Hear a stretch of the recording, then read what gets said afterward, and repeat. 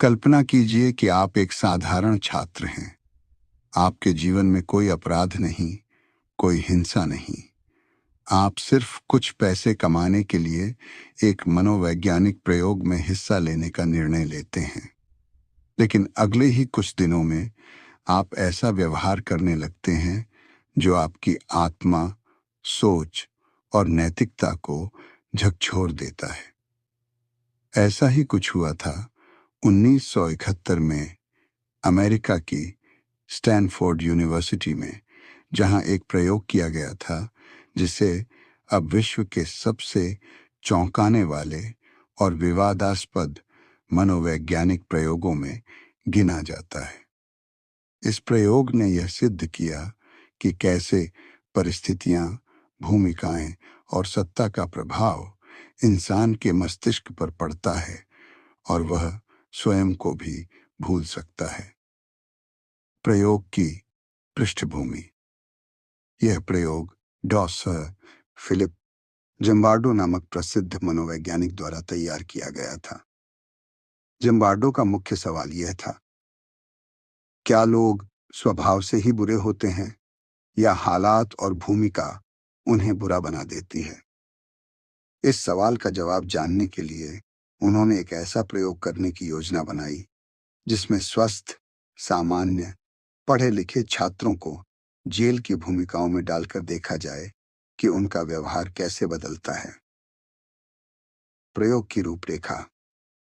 Stanford university के psychology department के basement को एक काल्पनिक जेल में बदला गया। वहां पर जेल की कोठरियां, चौकियां, निगरानी कक्ष आदि बनवाए गए ताकि वातावरण एकदम असली लगे। 24 छात्रों को इस प्रयोग में चुना गया। ये छात्र मानसिक और शारीरिक रूप से स्वस्थ थे और उन्होंने किसी प्रकार के अपराध का इतिहास नहीं था। इन्हें 2 समूहों में बांटा गया। एक समूह को बनाया गया प्रिजनर, कैदी। दूसरा समूह बना गार्ड, जेलर। इस बंटवारे के बाद शुरू हुआ वो प्रयोग जो बाद में मानव स्वभाव की सबसे गहरी परतों को उजागर करेगा। प्रयोग की शुरुआत। प्रयोग की शुरुआत एक असली पुलिस रेड की तरह की गई। जिन छात्रों को कैदी बनाया गया था, उन्हें उनके घर से पुलिस की गाड़ी में उठाया गया, हथकड़ी लगाई गई और जेल लाया गया। वहां उनकी तलाशी, फिंगरप्रिंटिंग और यूनिफॉर्म दी गई, जिस पर केवल एक कैदी नंबर लिखा था। उनका नाम पूरी तरह मिटा दिया गया। गार्ड बने छात्रों को खास वर्दी, चश्मा, सीटी और लाठी दी गई और उन्हें निर्देश दिया गया कि वे जेल में नियम और अनुशासन बनाए रखें, पर शारीरिक हिंसा न करें। भूमिकाओं का असर। अब जो हुआ वह विज्ञान की दुनिया में एक झटका देने वाला अनुभव था। शुरुआत के पहले दिन सब सामान्य था, पर जैसे जैसे समय बीता, गार्ड्स का व्यवहार बदलने लगा। वे अधिक आक्रामक, क्रूर और तानाशाह बनते गए। वे कैदियों को बार बार जगाते, उन्हें व्यर्थ के आदेश देते, शर्मिंदा करते और मानसिक दबाव डालते। वहीं कैदी धीरे धीरे विनम्र, डरे हुए और मानसिक रूप से टूटे हुए दिखाई देने लगे।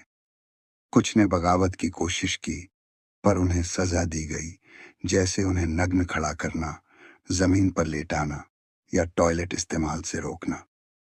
इन सबके बीच एक चौंकाने वाली बात यह थी कि कोई भी गार्ड इस अत्याचार का विरोध नहीं कर रहा था, बल्कि एकजुट होकर इसे बढ़ावा दे रहा था। दिमाग में हो रहे बदलाव। इस प्रयोग ने यह दिखाया कि जब किसी इंसान को सत्ता, नियंत्रण और भूमिका दी जाती है, तो वह अपने भीतर के नैतिक मूल्यों को कैसे पीछे छोड़ सकता है। विज्ञान की भाषा में कहें तो एमिगडाला सक्रिय हो जाता है, जिससे गुस्सा और भय बढ़ते हैं। कॉर्टिसोल का स्तर बढ़ जाता है, जो तनाव और दबाव पैदा करता है। मिरर न्यूरॉन्स कम सक्रिय होते हैं, जिससे दूसरों के दर्द के प्रति संवेदना घटती है। यानी यह सिर्फ एक खेल नहीं था, यह मानव मस्तिष्क के भीतर का युद्ध था, जिसमें परिस्थिति और सत्ता ने इंसानियत को पराजित कर दिया। जिम्बार्डो का परिवर्तन।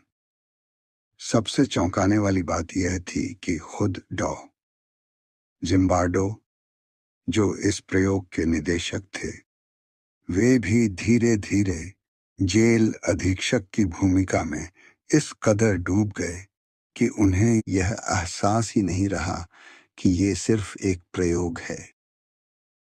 वह गार्ड्स की क्रूरता को देखकर भी चुप रहे और यह समझाने लगे कि नियमों का पालन जरूरी है। यह तब तक चलता रहा जब तक एक छात्रा, क्रिस्टिना मैस्लाच, ने इस अमानवीय व्यवहार को देखा और जोरदार विरोध किया। तभी जिम्बार्डो को झटका लगा और उन्हें यह समझ आया कि प्रयोग को अब रोक देना चाहिए। प्रयोग का अंत, हालांकि इसे 14 दिनों तक चलाने की योजना थी, लेकिन सिर्फ 6 दिन बाद ही इसे बंद करना पड़ा। इन 6 दिनों में कुछ कैदी मानसिक रूप से टूट चुके थे। कई गार्ड अत्याचारी बन चुके थे। जिम्बार्डो स्वयं अपने उद्देश्य से भटक चुके थे। इस प्रयोग ने यह दर्शाया कि परिस्थिति इंसान को इतना बदल सकती है कि वह अपने भीतर की अच्छाई तक भूल सकता है। आलोचना और नैतिक प्रश्न। जब यह प्रयोग प्रकाशित हुआ तो दुनिया भर में हंगामा मच गया। कई मनोवैज्ञानिकों और मानवाधिकार विशेषज्ञों ने इस पर सवाल उठाए। क्या छात्रों को मानसिक रूप से तैयार किया गया था? क्या यह नैतिक था? क्या यह प्रयोग इंसान के मानसिक स्वास्थ्य के साथ खिलवाड़ था? जिम्बार्डो ने बाद में स्वीकार किया कि उन्होंने सीमा पार कर दी थी, लेकिन साथ ही यह भी कहा कि इस प्रयोग ने असली इंसानी व्यवहार की परतें खोली हैं, जो अन्यथा दिखना संभव नहीं था। इस प्रयोग से क्या सीखा? 1. सत्ता का प्रभाव। जब किसी को बिना उत्तरदायित्व के सत्ता मिलती है, तो वह उसका दुरुपयोग कर सकता है। यह न सिर्फ जेल, बल्कि स्कूल, ऑफिस, राजनीति और समाज में भी होता है। 2. सामाजिक भूमिका का असर। कोई भी इंसान, चाहे वह कितना भी अच्छा क्यों न हो, भूमिका और परिस्थिति के प्रभाव में आकर बुरा बन सकता है। 3. नैतिकता की नाजुकता। नैतिकता एक स्थायी गुण नहीं है, यह परिस्थिति पर निर्भर करती है। यदि इंसान को सही मार्गदर्शन और विरोध नहीं मिले, तो वह अंधेरे में चला जा सकता है। आज के संदर्भ में महत्व। आज यह प्रयोग पुलिस प्रशिक्षण, सेना में मानसिक तैयारी, कॉरपोरेट वर्कप्लेस और यहाँ तक कि स्कूलों में नैतिक शिक्षा के लिए एक रोल मॉडल की तरह उपयोग किया जाता है। यह हमें यह समझने में मदद करता है कि अपराध सिर्फ अपराधियों से नहीं होता। कभी-कभी स्थिति ही इंसान को अपराधी बना देती है। निष्कर्ष। स्टैनफोर्ड प्रिजन एक्सपेरिमेंट केवल एक प्रयोग नहीं था, यह एक आईना था जिसमें इंसान ने अपनी उस शक्ल को देखा जिसे वह खुद भी नहीं पहचानता।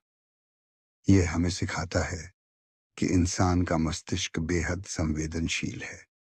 परिस्थितियां, भूमिकाएं, सत्ता, पहचान, ये सब मिलकर हमारी सोच, संवेदना और निर्णय क्षमता को बदल सकती हैं।